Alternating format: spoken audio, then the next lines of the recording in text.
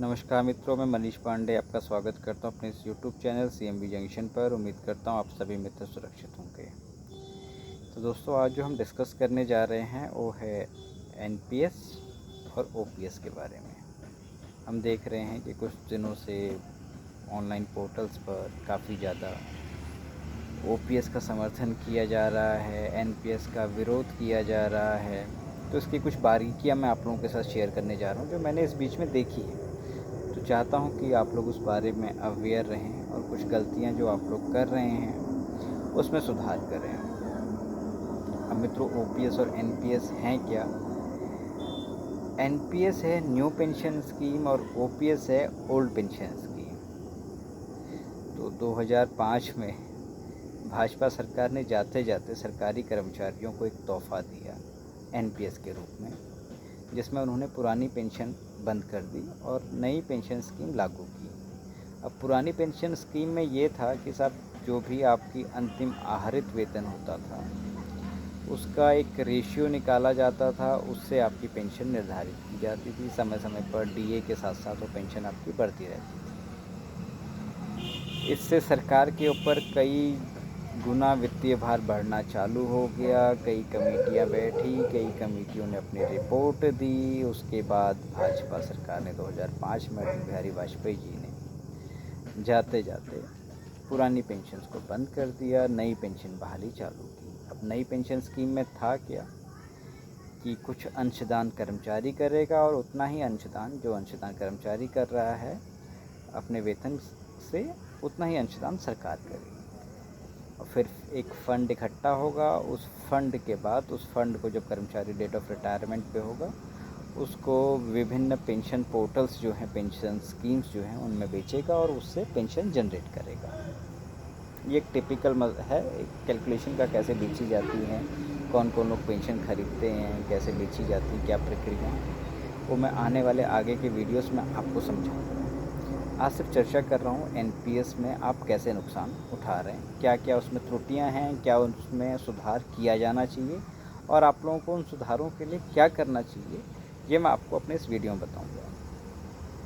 अब मित्रों, एनपीएस में होता क्या है? एनपीएस में जो गवर्नमेंट एजेंसीज़ हैं, गवर्नमेंट की जो 3 एजेंसी हैं, यूटीआई है, एलआईसी है, एसबीआई है, उनको आपके फ़ंड का डिस्ट्रीब्यूशन दिया गया है। अगर सपोज़ कीजिए कि अगर 100 रुपये आपके फ़ंड का कट रहा है तो 22%, 33%, 50% के करीब यूटीआई, एलआईसी और एसबीआई के फ़ंड मैनेजर्स के बीच में बांटा गया है, जो आपके लिए काम करते हैं। जैसे शेयर मार्केट में आप लोग पैसा लगाते हैं या फिर आप एसआईपी करते हैं, सिस्टमेटिक इन्वेस्टमेंट प्लान्स जो करते हैं, उसमें फ़ंड मैनेजर्स होते हैं जो आपके फ़ंड के लिए काम करते हैं। ऐसे ही यहाँ पे जो फ़ंड मैनेजर्स हैं, वो फ़ंड मैनेजर्स में यूटीआई है, एलआईसी है और एसबीआई है, जो आपके उस फ़ंड के लिए काम करते हैं। अब इस फंड्स को लगाया कहाँ जाता है? अलग अलग गवर्नमेंट बॉन्ड्स खरीदने में, कुछ इक्विटी बॉन्ड्स खरीदने में, डिवेंचर्स खरीदने में, और 15% तक का जो भुगतान है, 15% तक का शेयर बाजार में आपके 100 रुपये में से अधिकतम, समाचार पत्रों से निश्चित रूप से, तो आपके 100 रुपये में से अधिकतम 15 रुपये तक शेयर बाजार में लगाया जा सकता है। तो हमारे देश की एक बड़ी आबादी शेयर बाज़ार से अनभिज्ञ है, क्योंकि हमारे यहाँ पे करीबन 2% के करीब लोग हैं जो शेयर बाज़ार में काम करते हैं या फिर जिनको संबंध में नॉलेज है, और 2 से 3% ऐसे लोग हैं जो एसआईपी यानी सिस्टमेटिक इन्वेस्टमेंट प्लान्स में वर्क करते हैं। तो उनको भी एक ये है कि साहब, मेरे खाते से हर महीने 2000 रुपये कट जाता है और 3 साल बाद, 4 साल बाद ये पैसा मेरा बन गया। तो बस इतनी सी ही समझ है। इसके अलावा कैसे वो वर्क करते हैं, कैसे पैसा बनता है, जनरेट होता है, कैसा पैसे को पैसा कैसे कमाता है, इस बारे में दिमाग नहीं लगाते। यही सारी चीज़ें एनपीएस में भी हो रही हैं। मेरी इस बीच में कई मित्रों से चर्चाएं हुई जो सरकारी कर्मचारी हैं, विभिन्न विभागों में कार्यरत हैं, अलग अलग समय पर नियुक्त हुए हैं। उनसे पूछो कि भैया कभी एनपीएस खोल के देखा है, अपना एनपीएस का स्टेटमेंट देखा है? वो कहते हैं हमें देखने की ज़रूरत क्या है, जब रिटायरमेंट होंगे देख लेंगे। या तो सब मेरे से फ़ंड छुपाना चाह रहे होंगे, लेकिन वो ऐसे भी नहीं कि फ़ंड छुपाएं, लेकिन वास्तविक बात बता रहे हैं कि उन्होंने कभी खोल के देखा नहीं। और कई मित्र तो ऐसे हैं जो बताते हैं कि साहब उनका विभाग 5-5, 6-6 महीने फ़ंड जमा करता है। तो मैंने उनसे कभी तुमने शिकायत नहीं की। कह रहे शिकायत तो क्या करते हैं, पैसा जमा हो जाता है, शिकायत क्यों करनी है। अब मित्रों इन सब के पीछे खेल क्या है, कैसे आप नुकसान में आते हैं। ठीक, तो कोई भी फंड है उसकी एक NAV होती है, नेट एसेट वैल्यू जिसको कहते हैं। सपोज़ कीजिए कि UTI का एक फ़ंड है जो आपकी पेंशन स्कीम है जिसमें पैसा जमा होता है, उसका एक NAV होगा। उसका NAV हो सकता है 1 रुपया हो, 1.5 रुपये हो, 2 रुपये हो, 3 रुपये हो, 4 रुपये हो। और अगर आपका 10 रुपये कट रहा है तो उससे वो NAV परचेस होती है। अगर 1 रुपये चल रहा है तो 10 रुपये की 10 NAV आपकी 10 जो है आपकी यूनिट्स परचेस हो गई। वो कल को जो है आपकी 10 यूनिट्स अगर 2 रुपये हो गई तो आपके 20 रुपये हो गए। तो ऐसे फंड्स का जनरेशन होता है, जो आपके लास्ट में जो आपका फ़ंड जनरेट होगा वो ऐसे ही जनरेट होकर पैसा आपके पास आएगा, जिसको कहते हैं कि हम 8%, 9%, 10% का इंटरेस्ट कमा के लोगों को दे रहे हैं, रिटर्न कमा के दे रहे हैं बेसिकली। अब आप लोग करते क्या हैं, अब कई सारे मित्र तो ऐसे हैं जो इस उसमें हैं कि साहब सरकार कल को OPS ले आएगी तो हम NPS क्यों ऑप्ट करें। NPS हमने अगर ऑप्ट कर लिया तो हमें कभी OPS नहीं मिलेगा। लेकिन मेरे मित्रों अगर OPS नहीं आया तो आपको NPS भी तो नहीं मिलेगा। ये क्यों नहीं समझ रहे हो आप लोग। आपको आपके एक अधिकारीगण जो विभिन्न संगठनों के नेता हैं वो आपको बरगला रहे हैं और आप उनकी बातों में आके अपने भविष्य के साथ खिलवाड़ कर रहे हो। क्योंकि साहब जो आपको भविष्य में फंड मिलेगा वो आप ही के साथ के जो आपके साथ में बाकी साथीगण होंगे उनसे कई गुना कम मिल रहा होगा। उसका रीज़न ये है कि NPS में आपका अंशदान बहुत विलंब से शुरू हुआ होगा। आपने ऊंची दरों पर जो यूनिट्स हैं वो खरीदी होंगी, तो आपको लाभ कैसे मिलेगा। अब कई सारे मित्र ऐसे हैं कि उन्होंने तो अभी तक NPS का खाता नहीं खुलवाया। तो मेरा उन मित्रों से निवेदन है कि तुरंत ही इस वीडियो को देखने के तुरंत बाद ही अपना NPS का सबसे पहले तो खाता खुलवाएं। उसमें तुरंत जो जितने माह का आपका भुगतान रहा है उसका अंशदान तुरंत करें, उतना ही अंशदान सरकार से जमा करवाएं।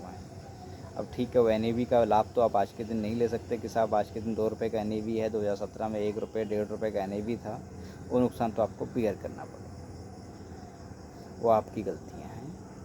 लेकिन मेरा उन मित्रों से निवेदन है कि जिनके विभाग पैसा तो काट लेते हैं तनख्वाह के दिन, तनख्वाह के साथ ही उनके 2000, 2500, 3000 जो भी अंशदान की राशि है वो कट जाती है। लेकिन वो जो भी उनका अकाउंट ऑफिसर है अपने पास जमा किए हुए रखता है और उसको 5-5, 6-6 महीने तक डिपॉजिट नहीं करता। सभी वित्तीय अनियमितता तो है ही है, साथ ही साथ आपके भविष्य की धनराशियों के साथ खिलवाड़ भी है। वो कैसे है कि सब 7 महीने बाद अगर आप जमा कर रहे हैं तो NAV जो 1 रुपये 10 पैसे की थी वो 1 रुपये की 20 पैसे की हो गई, 1 रुपये 25 पैसे की हो गई। और उसका फ़ंड जो है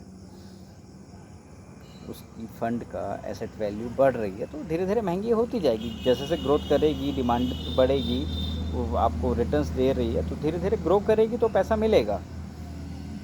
लेकिन आपको नुकसान क्या हुआ कि सब जो चीज़ आप 1 रुपये में ख़रीद सकते थे 10 रुपये की 10 आती, वो आपको कितनी आ रही हैं अब 10 रुपये में? 5 आ रही हैं, 7 आ रही हैं। तो नुकसान किसका? 3 यूनिट का। 4 यूनिट का नुकसान किसका? ऐसे ही धीरे धीरे ये 3-4 यूनिट के बजाय 3000, 4000, 5000, 6000, 7000 यूनिट्स का नुकसान होता है ना। तो 7000, 8000 यूनिट्स का नुकसान होता है। तो इसलिए मेरा अपने मित्रों से निवेदन है कि मित्रों आप लोग अभी तुरंत जो है सबसे पहले तो अपनी NPS की स्टेटमेंट्स चेक करें। अगर ऐसी कोई उसमें गड़बड़ियां हैं, विलंब से जमा होते हैं, तो अपने डिस्ट्रिक्ट नोडल अधिकारी को संबंध में शिकायत करें। और आपका अगर टाइम से भुगतान नहीं हो रहा है, क्योंकि 7 तारीख तक आपका NPS जमा होना होता है, NPS की जो धनराशि है अगर नहीं हो रही है तो अपने DTO को, डिस्ट्रिक्ट ट्रेजरी ऑफिसर को इस संबंध में सूचित करें।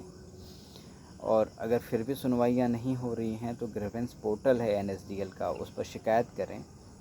और अगर काफ़ी लंबे मामले हैं तो साहब उस पे पिटीशंस लेके आएँ, रिट पिटीशंस लेके आएँ, एक इंडिपेंडेंट ऑडिटर से जांच करवाएं और जितने का भी आप लोगों को नुकसान हुआ है उस संबंध में राज्य सरकार से या संबंधित विभाग से भुगतान करवाने के आदेश करें।